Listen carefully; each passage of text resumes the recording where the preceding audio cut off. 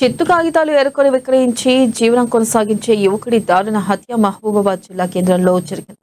పట్టణంలోని లెనిన్ నగర్ కు చెందిన తోళ్ల ప్రభాకర్ అనే యువకుడు రహదారిపై నిద్రిస్తున్న క్రమంలో గుర్తు తెలియని వ్యక్తులు చేతిలో హత్యకు గురయ్యాడు.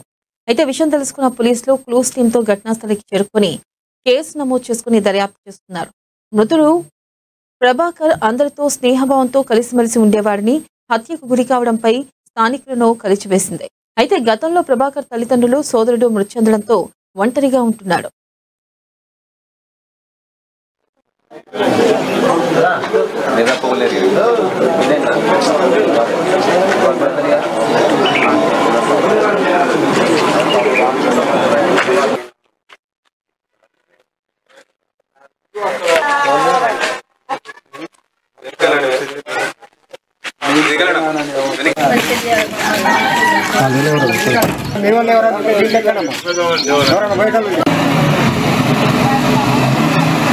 లెనిన్ నగర్ కాలనీలో అర్ధరాత్రి ఒక హత్య జరిగిందని ఒక ఇన్ఫర్మేషన్ రావడం జరిగింది.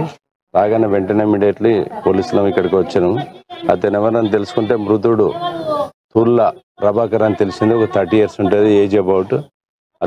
అతను ఏం చేస్తాడంటే రైల్వే స్టేషన్లలో మరియు రైల్వేలలో అతను చెత్త దాన్నంతా కలెక్ట్ చేసుకొని అమ్ముకుంటాడు. వచ్చినటువంటి డబ్బులతోని మద్యం సేవిస్తారు. దానిలో భాగంగా ఇతను ఎవరితో గొడవలు ఉండవచ్చు.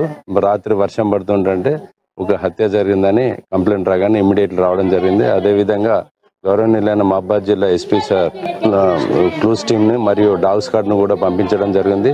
వాటితో కూడా మన క్లూస్ అన్ని సేకరించడం, తర్వాత డాగ్ స్క్వాడ్ కూడా వచ్చి ఇక్కడ తిరగడం జరిగింది. దానిలో భాగంగా ఇప్పుడు పోలీసులు ఒక 4 టీములుగా తయారు చేసి ఎవరైతే అక్యూజ్డ్ ఉన్నాడో అతని గురించి గాలింపు చర్యలు చేపట్టినాం.